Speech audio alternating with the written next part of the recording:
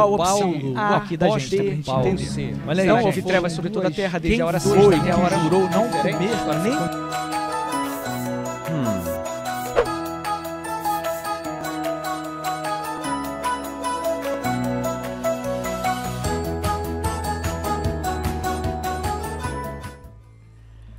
Paz e esperança em Cristo para você e para toda a sua família. Está começando mais uma escola bíblica aqui da Igreja Batista Nova Esperança. É a Escola Bíblica Esperança. E você é o nosso convidado a aprender mais sobre a Palavra de Deus, aprender mais sobre a Bíblia. E esse é o nosso grande objetivo aqui. E hoje tem uma novidade. Quer dizer, estamos aqui para ensinar, para falar para vocês uma novidade. Esse aqui é o último episódio dessa temporada da Escola Bíblica. É, isso mesmo.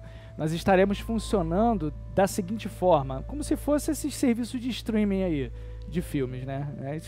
O pessoal já está acostumado com essa modalidade e a gente está adaptando aqui a nossa realidade da Escola Bíblica. Como a gente vai fazer? A gente vai trabalhar com temporadas. A gente vem aí desde abril, se não me falha a memória, né? Desde a Páscoa. E a gente teve em torno aí, contando hoje, 8 episódios, né? 8 aulas, né? 8 aulas. E nós vamos dar uma pausa, depois dessa 8ª aula, uma pausa de 2 meses, e depois a gente volta novamente com mais algumas aulas. E sempre ali de 6 a 10 aulas, no máximo 10 aulas por temporada.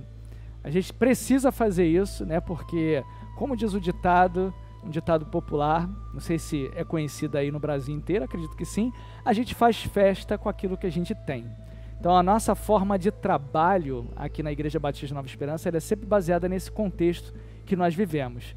Então, se nós fizermos diferente, vai perder qualidade, e não é o nosso objetivo. Eu poderia aqui botar, por exemplo, ficar com esse formato de episódios, de temporadas, e colocar aí, supondo aí, sei lá, 20, 30... aulas, mas aí perderia a qualidade. Ou poderia não fazer no formato de temporada e fazer direto, digamos uma vez por semana, perderia a qualidade. Então, nós temos orado pedindo a Deus para mandar trabalhadores para a sua seara e que o contexto eclesiástico da igreja se altere com o tempo, que aí a gente vai conseguir, né, fazer de outras formas, mas da forma como está não dá. Porque eu, como pastor, preciso fazer outras coisas na igreja. Então, se eu me dedicar, passar do extremo, porque eu me dedico, né? A gente faz com excelência. Mas se a gente passar e exceder, aí outras áreas seriam prejudicadas. Então, não dá. Então, a gente precisa... as estratégias vão sendo criadas para a gente poder manter a qualidade. Então, foi uma forma aí que eu encontrei de manter a qualidade sem a gente...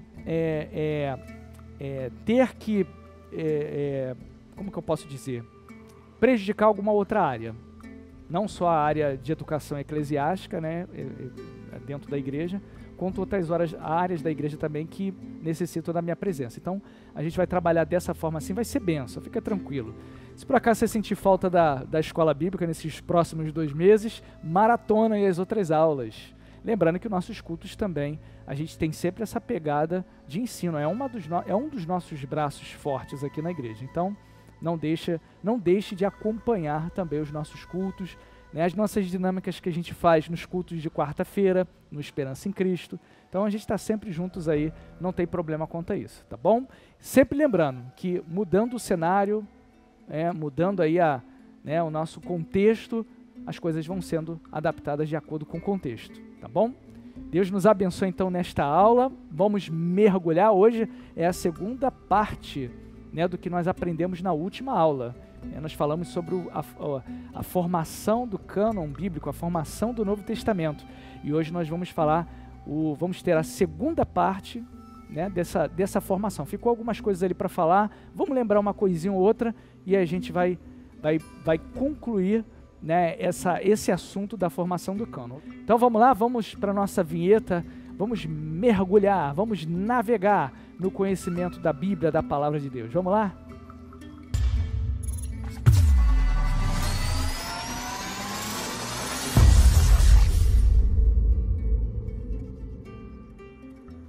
Show de bola! Conhecimento é o que a gente está trabalhando aqui para que você possa obter. Conhecimento da Palavra de Deus, da Bíblia.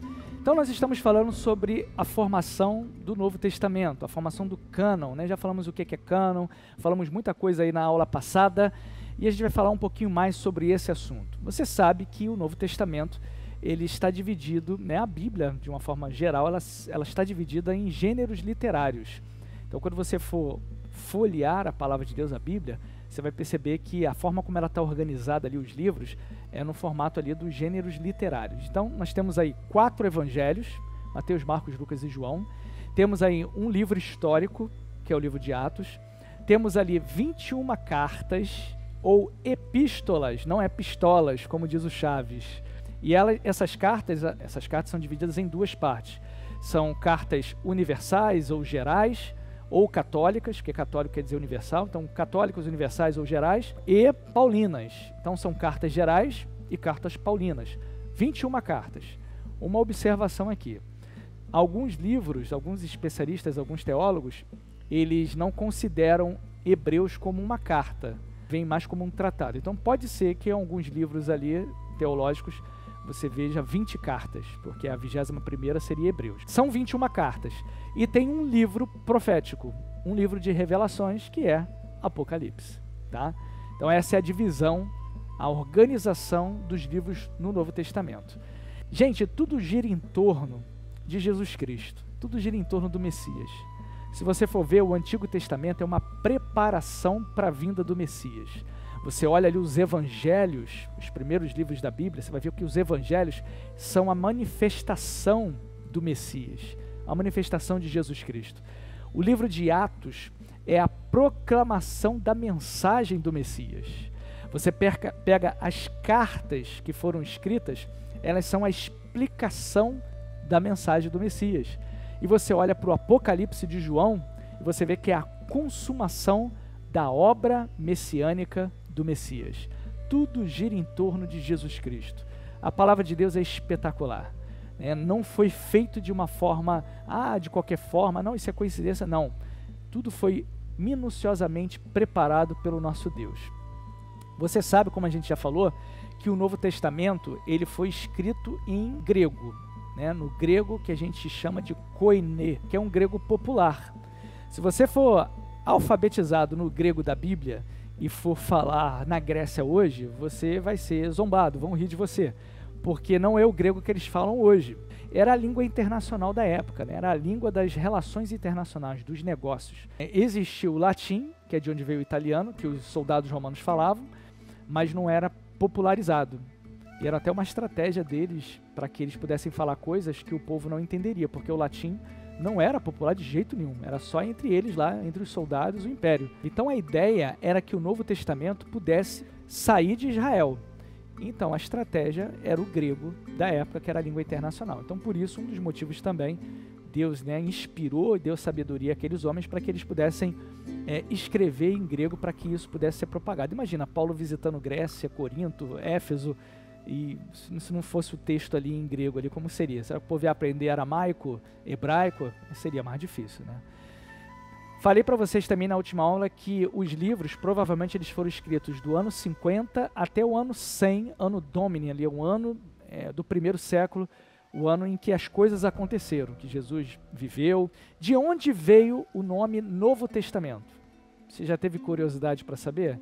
De onde será que veio esse nome, Novo Testamento? Foi por volta ali do final do 2º século, conta-se os séculos assim, 1º século, do ano 0 ao ano 100. 2º século, do ano 100 ao ano 200. Então, é assim que se conta. Então, por volta do final do 2º século, surgiu um escritor, né? Tinha um escritor, e o nome dele era Melito de Sardes. Esse Melito era um escritor, e ele preparou uma lista dos escritos sagrados que tinham naquela época.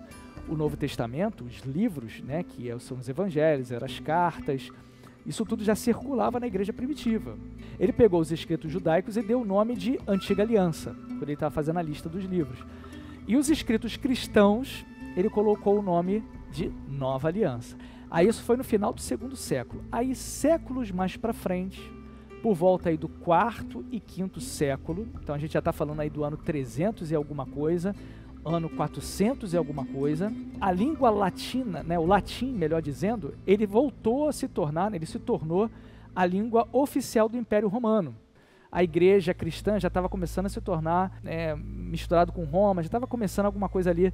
Então foi nesse período do quarto e do quinto século, de 300 a 400 depois de Cristo, que um papa chamado Damaso, ele pede a um grande escritor que existia na época, né, um grande homem sábio que existia na época, chamado Jerônimo, pede a ele uma Bíblia na língua latina, em latim.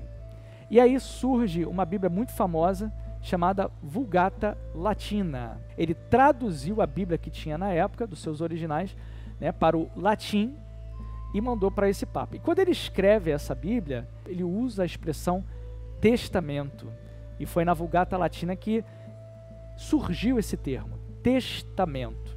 Você sabe o que é um testamento? Testamento é um desejo escrito de uma pessoa que se foi, e ele deixa para os seus sucessores ou seus beneficiários, ele deixa ali alguma coisa para ele. É a sua herança, né? É a sua vontade, é o seu prêmio. E quando a gente entra na questão Jesus, Deus, o que é o Antigo e o que é o Novo Testamento, que é o que a gente está focando aqui na nossa aula.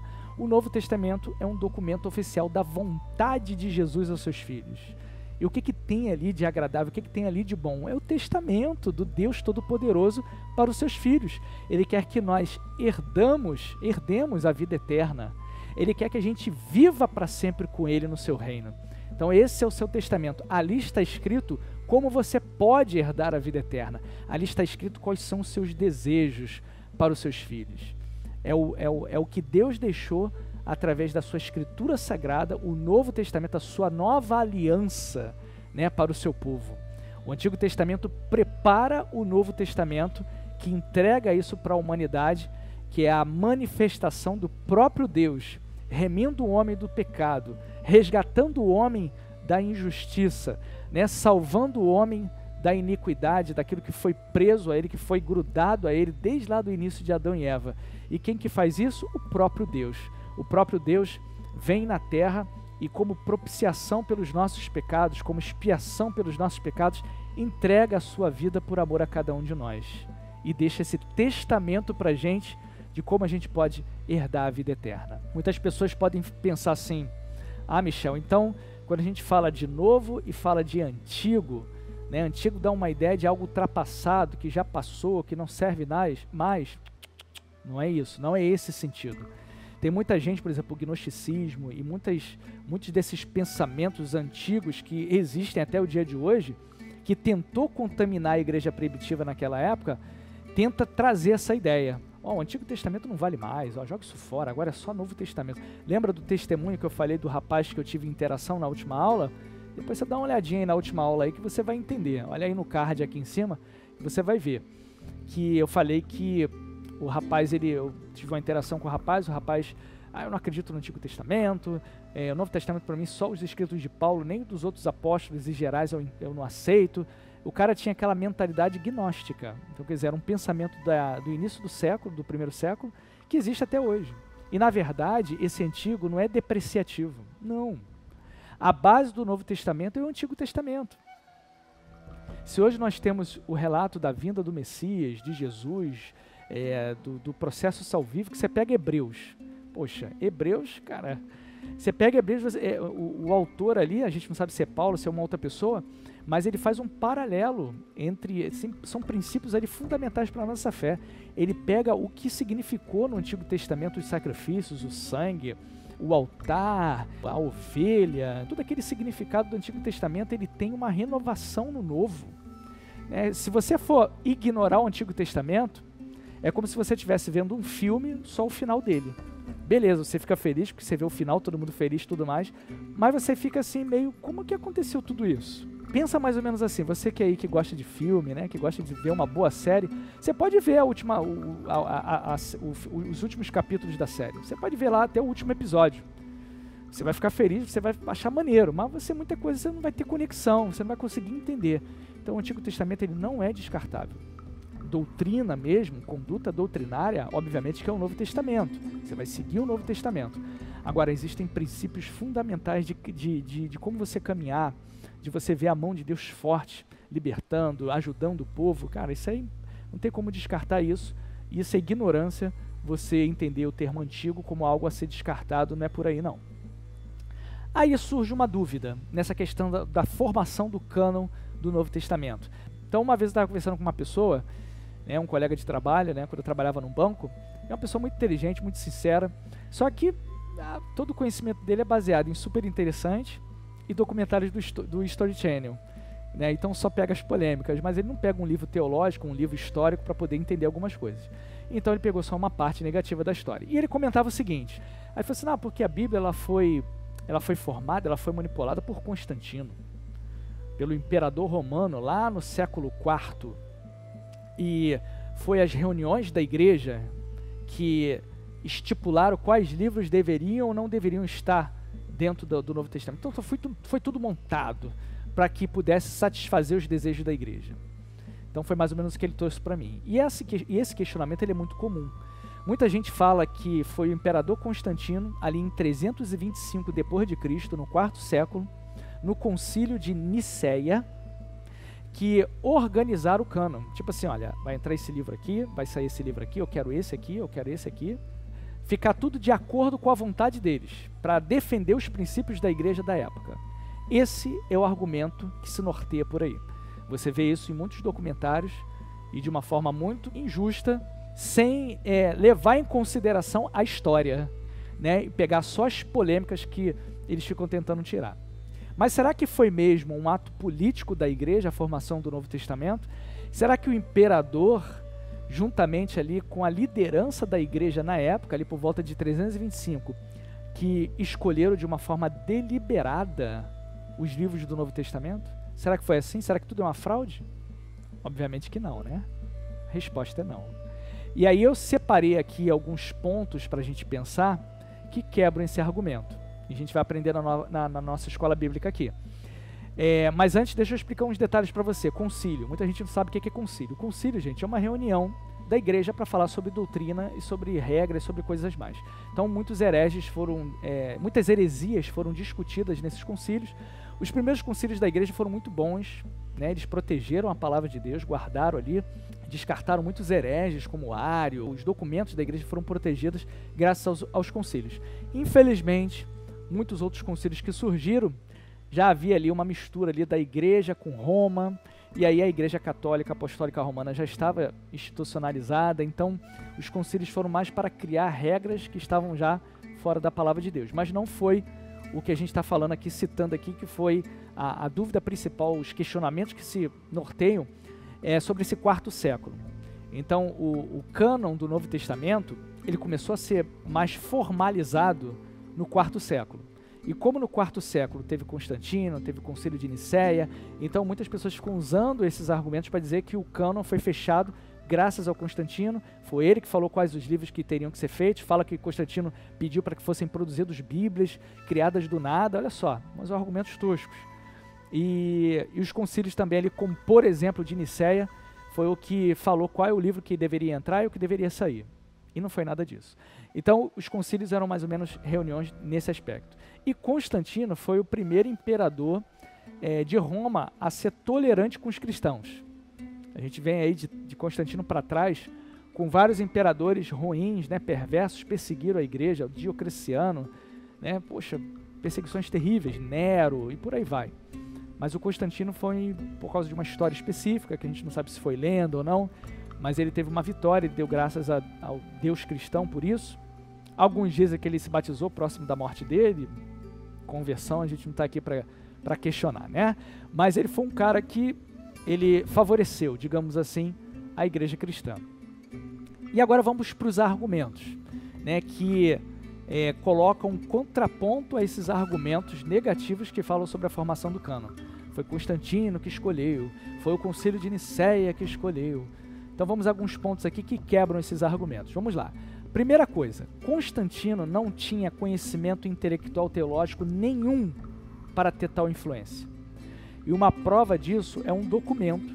Ele mandou uma carta para o bispo que presidiu o concílio de Nicéia na época. Ele escreveu essa carta para o bispo chamado Ósio, né, de Córdoba, e ele escreveu essa carta para ele mencionando que ele, assim, as discussões teológicas, cristológicas, né, que estavam sendo discutidas no concílio de Nicéia, ele não entendia nada sobre isso.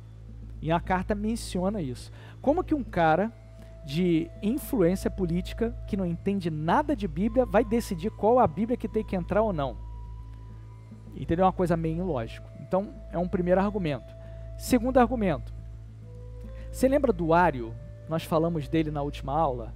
Ário, né, ficou conhecido pela doutrina ariana, ou do arianismo, melhor dizendo. Né? Ariano não, que é uma outra questão. Do arianismo. O Ário era um gnóstico, né, uma pessoa que tinha pensamentos totalmente distorcidos da palavra de Deus, do Evangelho.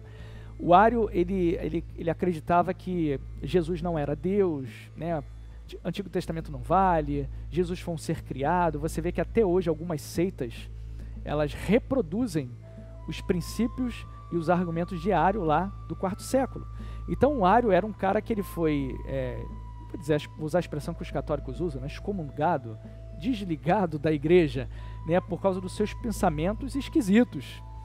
Teve concílios depois que foram formados exatamente para descartar esses ensinamentos de Ário que estavam tentando destruir a igreja. Você vê que os pensamentos gnósticos, lá desde o primeiro século que eles tentavam contaminar a igreja de Jesus. No quarto século ainda tinha pensamentos desse tipo. Então vamos lá, o Ário era um cara que tinha esses pensamentos. O Ário era um cara que ele queria muito que os evangelhos apócrifos gnósticos, que existiam vários, tinham muitos escritos que não eram considerados como canônicos, como sagrados, como inspirados. E ele era defensor desses escritos. E ele queria que esses escritos fizessem parte do cânon do Novo Testamento. E esse Ário, ele tinha a simpatia do Constantino. Agora, para pensar. Constantino é imperador. Constantino influente. Ário, com todos esses pensamentos, com todas essas vontades de que os livros apócrifos, dos livros gnósticos, dos evangelhos espúrios, né, desses livros cheios de folclore, cheios de fantasia, ele queria que todos esses livros estivessem contidos no Novo Testamento. Você acha que se o imperador tivesse toda essa influência nesse sentido, né, de mexer na Bíblia, você acha que hoje nós não estaríamos com vários escritos estranhos dentro do Novo Testamento? É claro que teríamos. É claro. Porque se o Ário, ele tinha as graças, a simpatia do imperador, e o Ário tinha todas essas vontades, com certeza, se ele tivesse essa influência teológica, se o Constantino tivesse essa influência teológica, e se o Concílio de Nicéia, o objetivo dele, em 325, era criar a Bíblia baseada nas vontades tanto das lideranças daquela época quanto do Constantino, hoje a nossa Bíblia, a Bíblia que nós temos hoje, não seria a que nós temos hoje. Seria um compêndio de vários livros estranhos que ficaram lá para a antiguidade. Então, esse é o segundo argumento.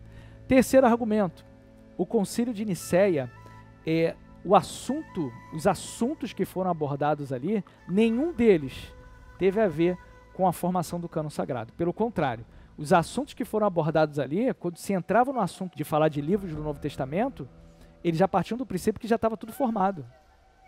Porque já existia um pré-cânon, digamos assim, já correndo na igreja.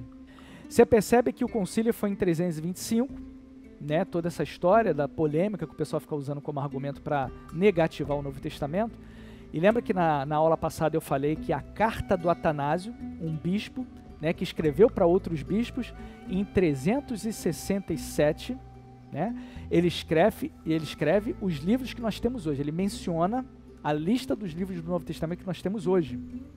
E ele traz um conselho para que esses livros sejam confirmados pelos próximos conselhos que tivesse. Isso em 367. E aí quando vem aí em 393, e depois teve um outro concílio que teve em 397, que foi o concílio de Hipona e o concílio de Cartago, eles ratificam, eles confirmam aquela carta do Atanásio, né? E não foi nada tipo assim, vamos criar o cânon, não.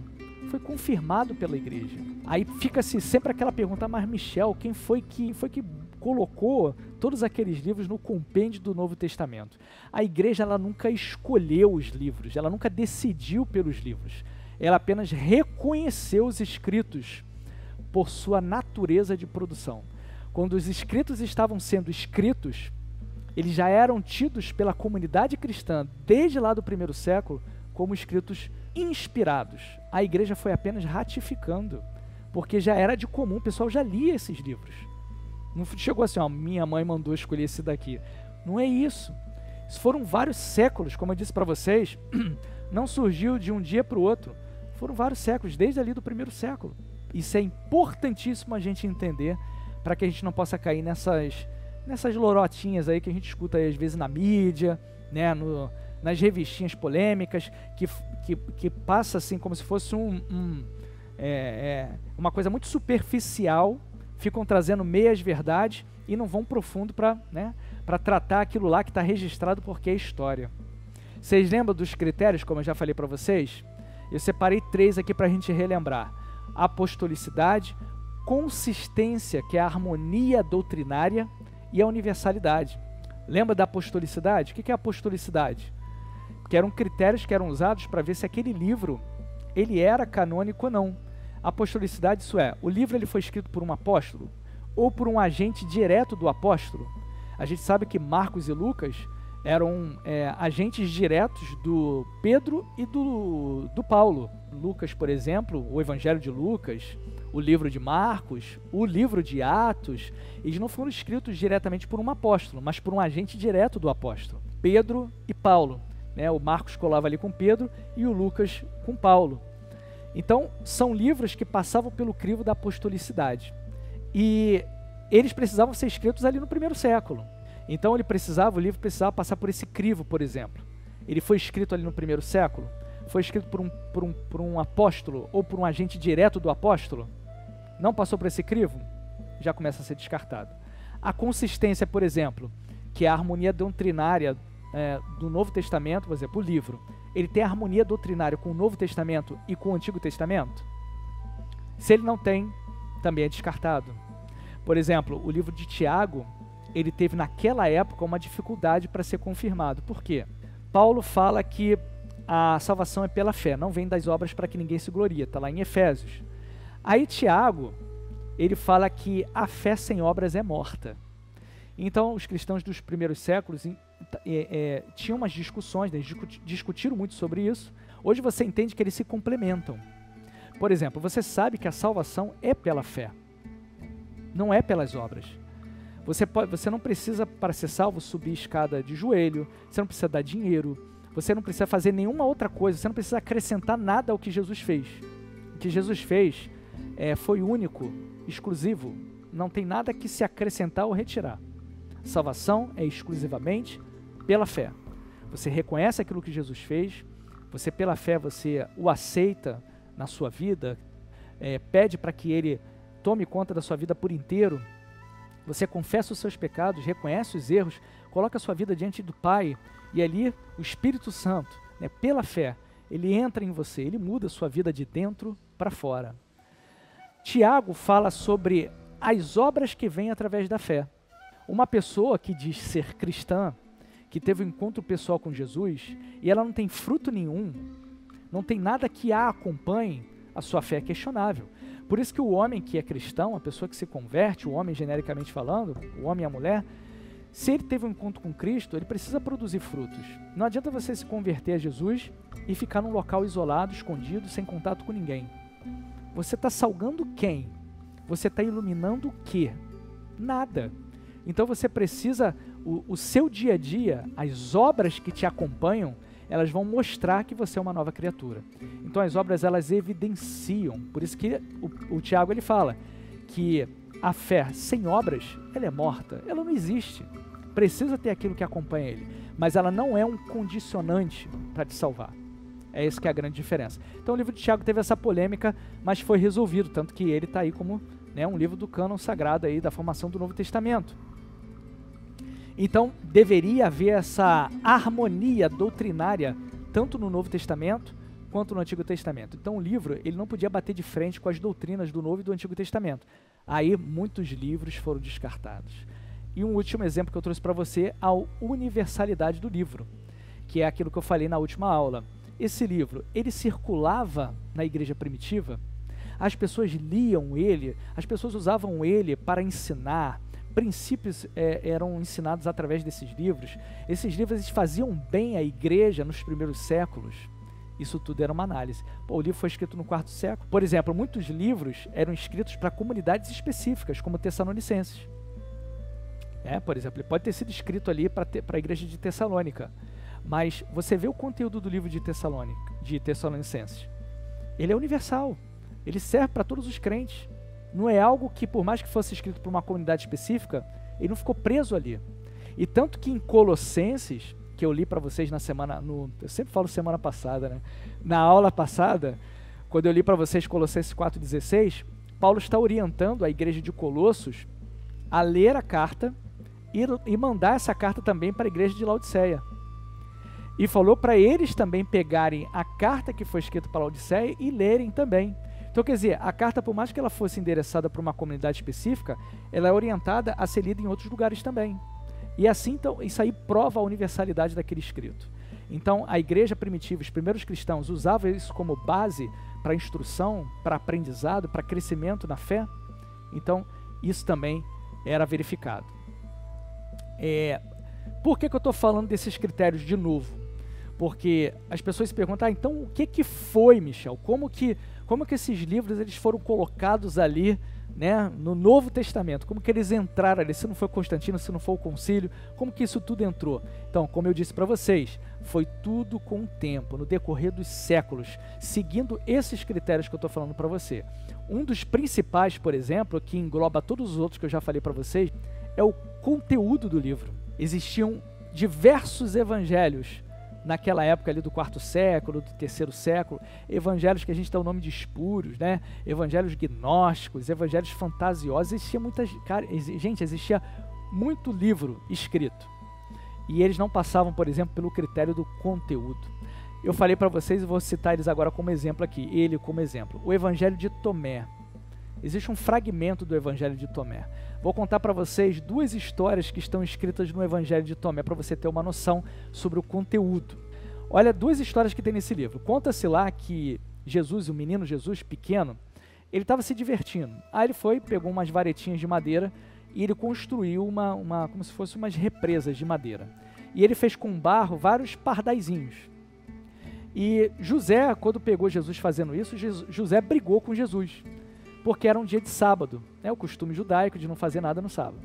Aí Jesus ficou com raiva, Jesus ficou irado. Aí Jesus bateu palma para que tudo aquilo ali se quebrasse e acabasse. Quando ele bateu palma, os pardais de barro, eles saíram voando e cantando. Essa é uma história que está no Evangelho de Tomé. Escuta só, essa é uma das histórias. Vê a segunda história. Conta-se que Jesus estava num local, menino Jesus também. Ele estava no local e um outro menino passou correndo. Esse menino que passou correndo esbarrou em Jesus sem querer. Jesus ficou irado. Olha, Jesus era muito raivoso, né? Jesus era pavio curto, sanguíneo, colérico. E aí esse menino passou e esbarrou em Jesus, Jesus ficou irado e amaldiçoou o menino. O menino morreu. Puf, morreu. Os pais do menino foram indignados na casa falar com José. Poxa, mataram meu filho, tal, não sei o quê. E aí esses pais ficaram cegos.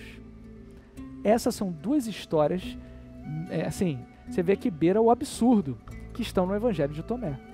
E aí você entende por que, por exemplo, esse evangelho gnóstico, espúrio, do IV século, não foi incluído no cânone ali do Novo Testamento. Histórias como essas, elas estão presentes não só nesse Evangelho de Tomé, mas em outros livros também, porque tem vários evangelhos, mas também tem outros livros também que são apócrifos, que não foram considerados como inspirados e foram descartados. Por exemplo, Atos de Pedro, Atos de João, Apocalipse de Maria e por aí vai. Então foram vários livros que foram descartados.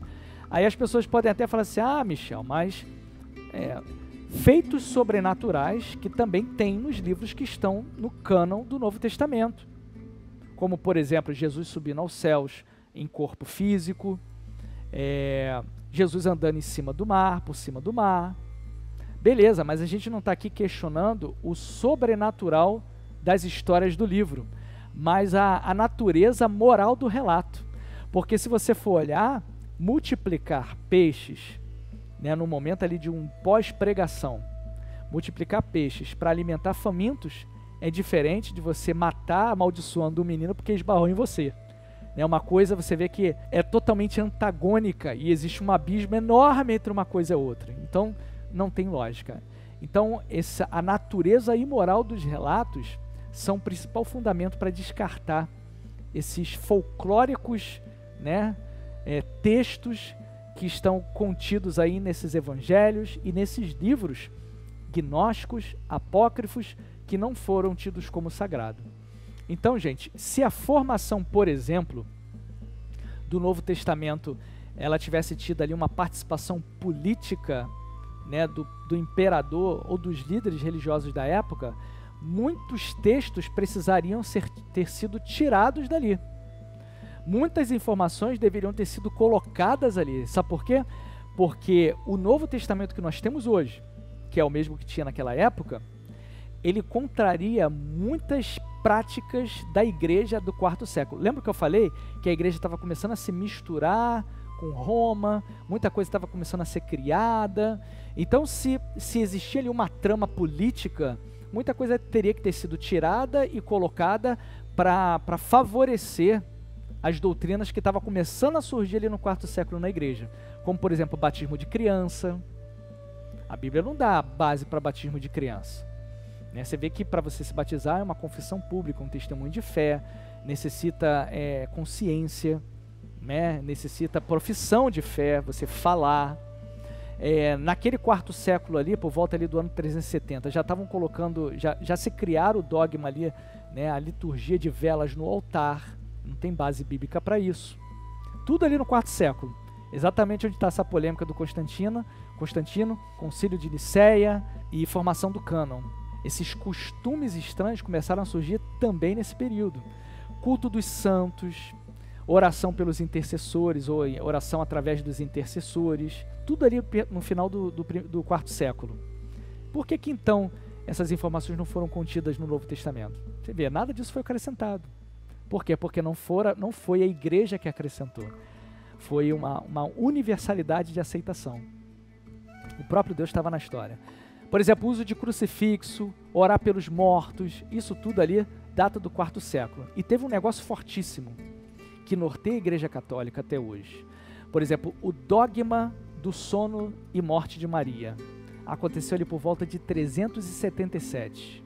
Olha só, 377. O dogma ou sono de Maria é um dogma que foi criado pela Igreja na época, e dizia que Maria, ela não morreu, ela foi levada aos céus, Jesus recebeu ela. É como se fosse, como se estivesse fazendo um paralelo como aconteceu com Jesus. Ela não viu a morte, ela subiu. Então, um dogma que foi criado em 377.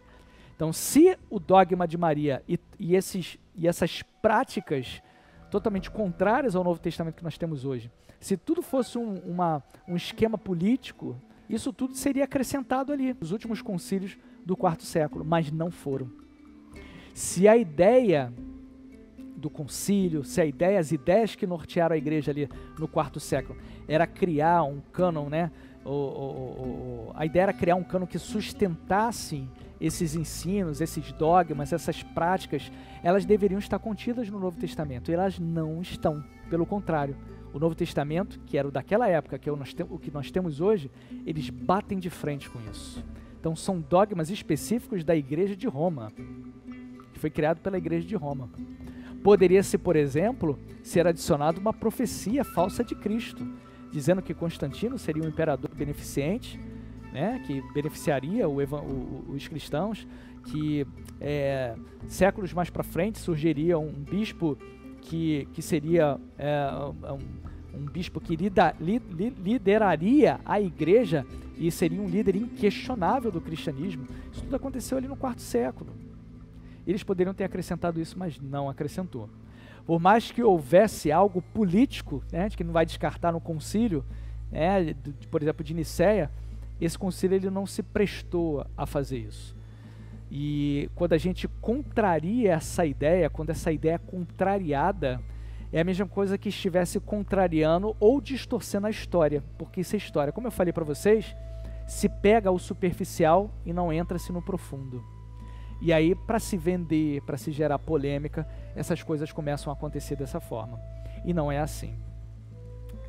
Na verdade, o intuito dessas pessoas que ficam criando factoides, que ficam criando argumentos para vender livros, a verdade é essa, né?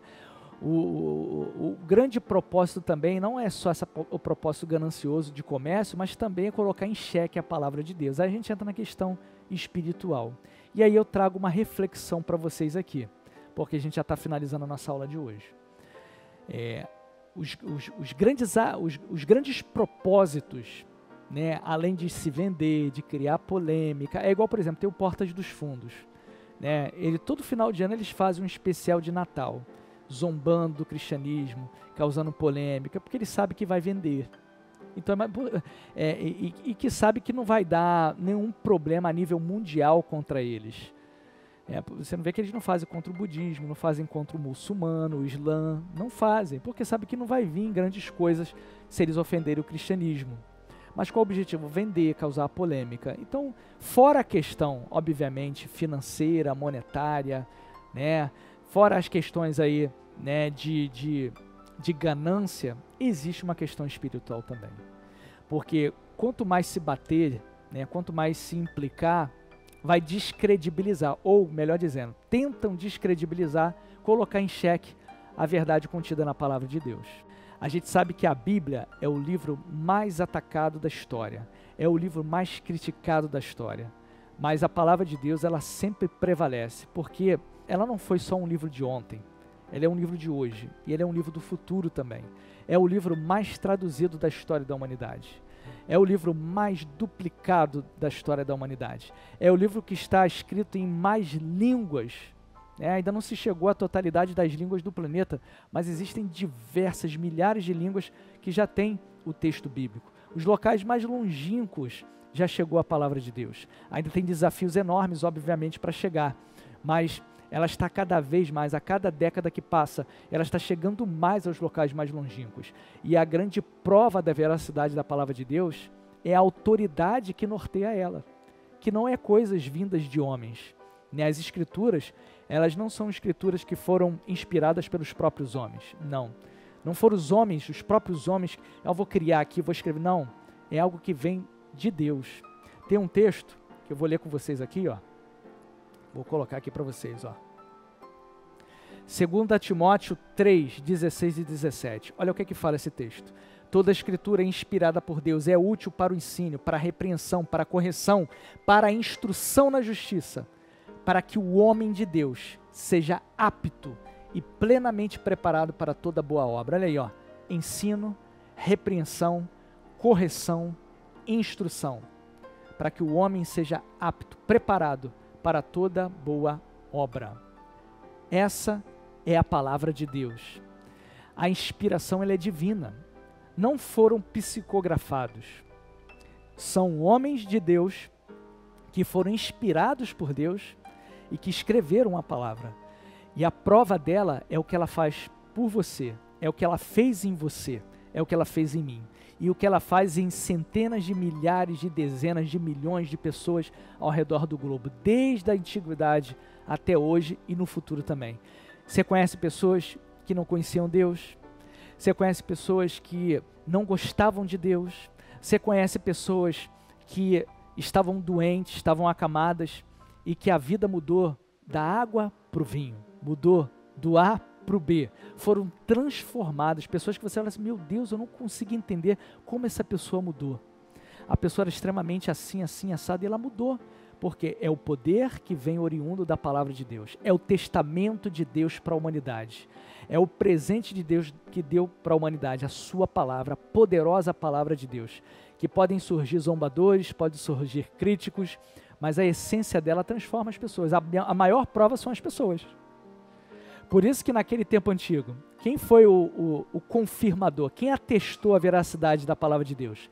Os próprios cristãos, porque eles usavam a palavra de Deus Usava para instruir, para fazer crescer, para ajudar.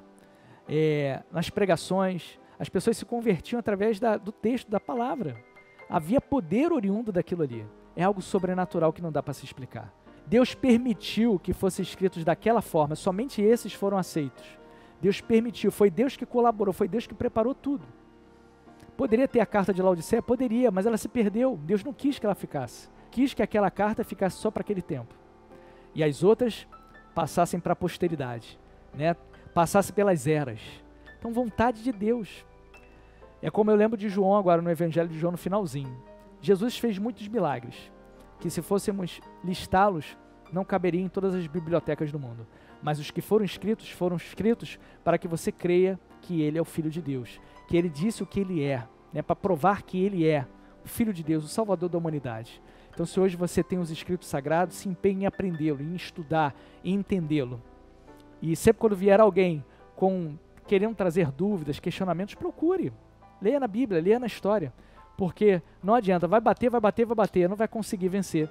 Porque a história, a arqueologia, cada ano que passa, mais coisas são encontradas que provam, atestam cada vez mais a veracidade da palavra de Deus. Você pode pesquisar em qualquer site de arqueologia bíblica, ou que trata do assunto de arqueologia, papirologia, né? Os estudos dos pergaminhos. Você vai ver que isso tudo atesta a veracidade da palavra de Deus. E digo e repito, a sua vida, a vida das pessoas é a maior prova disso, porque são transformadas pelos escritos desse livro. Que Deus nos abençoe. Amém? Amém. Então, eu vou finalizar agora, gente, com o nosso quiz de perguntas e respostas. Nós já fizemos aqui a nossa reflexão, então a gente vai responder as perguntas e a gente vai finalizar logo depois, tá bom? Vamos lá? Então, vamos para nosso quiz de perguntas e respostas.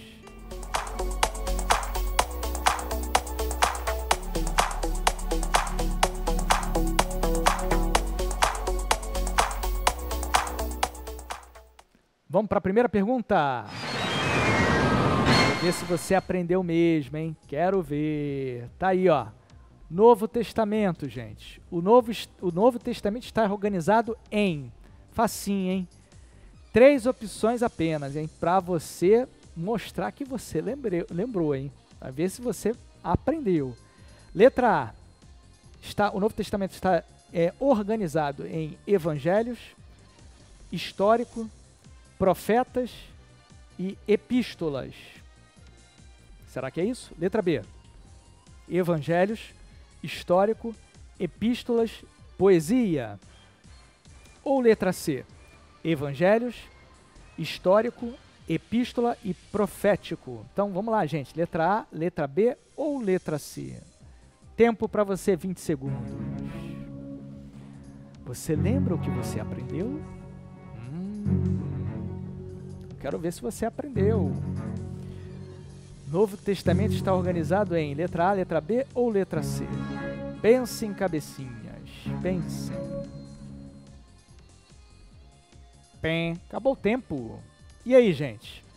Letra A, letra B ou letra C? Vamos para a resposta? Tchan, tchan, tchan, tchan. Letra C. Evangelhos, histórico, epístolas e profético. Os evangelhos, né, são os primeiros livros da Bíblia ali. O histórico é o livro de Atos. Epístola ou cartas, né, botei a expressão para vocês aprenderem, a expressão difícil.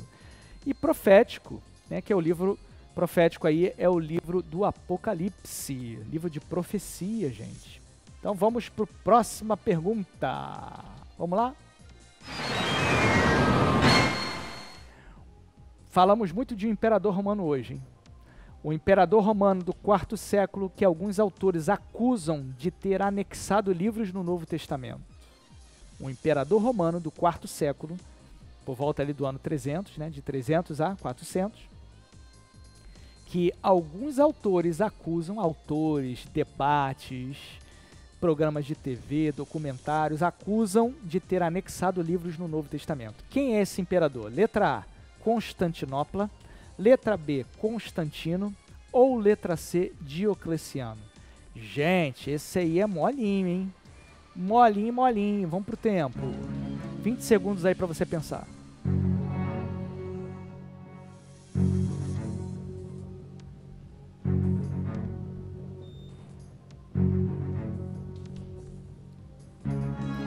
Quem será? Constantinopla, Constantino ou Diocleciano?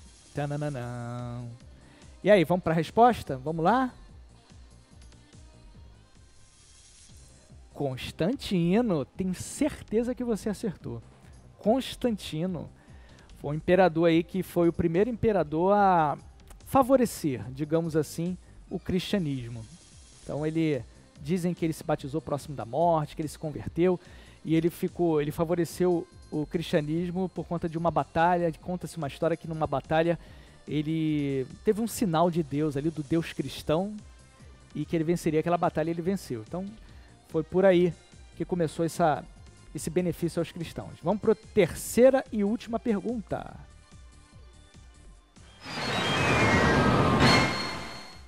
Vamos lá, gente, ó. Motivos que negam a interferência de Constantino na formação do cânon do Novo Testamento. Motivos que negam, tá bom? Que negam. Letra A. Constantino não tinha conhecimento teológico. Esse é o primeiro argumento. É o primeiro motivo. Letra B. O heregiário, que tinha simpatia de Constantino, tinha interesse que evangelhos estranhos fossem canônicos. Portanto, se dependesse da política do imperador, estaríamos hoje com o Novo Testamento repleto de evangelhos gnósticos. Então, a primeira opção é por que Constantino não poderia ter interferido e ter inserido livros no Novo Testamento. Então, vamos lá, o primeiro argumento, o primeiro motivo é que Constantino não tinha conhecimento teológico.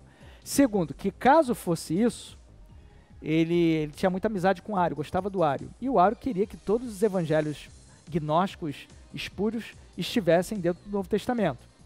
Então, esse é um argumento também que eu coloquei aqui para ver se vocês aprovam como certo ou errado. Letra C.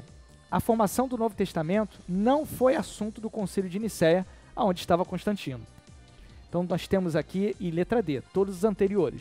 Então, nós temos aqui 4 motivos. Na verdade, são 3 motivos e um D ali que joga para os outros 3. E aí, gente, qual é a resposta certa aqui? Motivos que negam a interferência de Constantino na formação do cânon do Novo Testamento. Vou colocar aqui o tempo. Vamos para o tempo? Vamos lá. 20 segundos.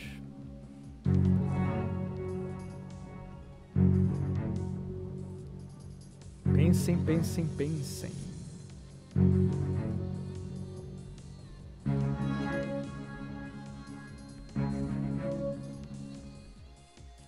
Tempo terminado, tempo finalizado. Será que a letra A está certa, a letra B está errada, a letra C está certa? Ou será que a letra D, tudo aqui está certo? Todos são motivos que negam a interferência de Constantino na formação do cânon do Novo Testamento. Vamos lá, vamos para a resposta. É isso aí, gente. Todas aqueles motivos estavam corretos. Deixa eu voltar eles aqui de novo, ó, para você, ó. Todos esses motivos são motivos que a gente pode usar aí, ó. Você que é estudante da Bíblia, agora você sabe. Constantino não inseriu livros no Novo Testamento. Teve uma época que ele pediu cópias, acho que foi no ano 330, mais ou menos. Ele chegou a pedir cópias do Novo Testamento, mas ele queria apenas cópias, não foi solicitado nenhum tipo de introdução ou mudança de livros. Ele encomendou cópias do Novo Testamento, isso não tem nada a ver com anexação, a gente falou aí, mostrou os motivos que negam essa falácia.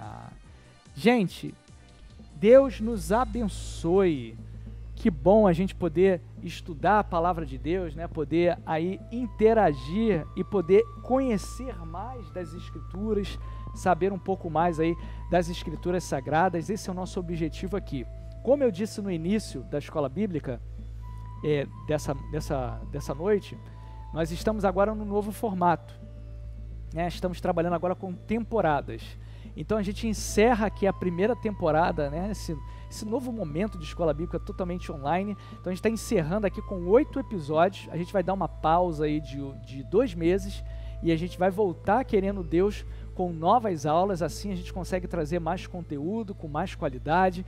O nosso objetivo é trazer sempre qualidade. E isso tudo, gente, é por causa do nosso contexto, tá bom? É por causa da nossa realidade. A realidade mudando, as coisas vão mudando. Então a gente procura a melhor forma de trazer o conteúdo. Tudo que a gente faz aqui na Igreja Batista Nova Esperança, a gente está sempre refletindo, pensando, criando estratégias, porque não é fácil ser igreja em favela, não é fácil. Não é fácil você ser pastor de uma igreja de favela, numa igreja de poucos recursos, de dificuldades. Então, tudo a gente tem que estar sempre mensurando, a gente tem que estar sempre criando novidades, a gente precisa estar sempre criando, como que eu posso dizer, gente? Criando estratégias para a gente poder contornar os problemas que vão surgindo.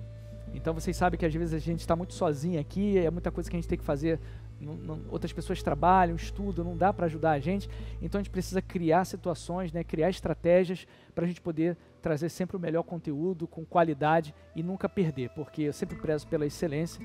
Deus me deu essa qualidade, né, me deu essa forma de pensar, e eu me basei muito na palavra de Deus para isso. Então, a gente se vê aqui daqui a 2 meses, querendo Deus. Continue nos acompanhando. Você sabe aí, você conhece o site da igreja, www.batistanovaesperanca.com. Se você quiser nos ajudar, né, financeiramente, os canais aí de Pix da igreja, a conta da igreja está aberta para você. O Pix da igreja é o e-mail da igreja, ibnovaesperancavc@gmail.com. Então a gente vai ficar, poxa, extremamente grato aí pela tua ajuda. Que Deus continue te abençoando, que a prosperidade de Deus, seja qual for a área que Ele quiser direcionar para você, seja uma realidade para a sua vida, tá bom? Muito obrigado, fique na paz, Deus abençoe você e ó, tchau!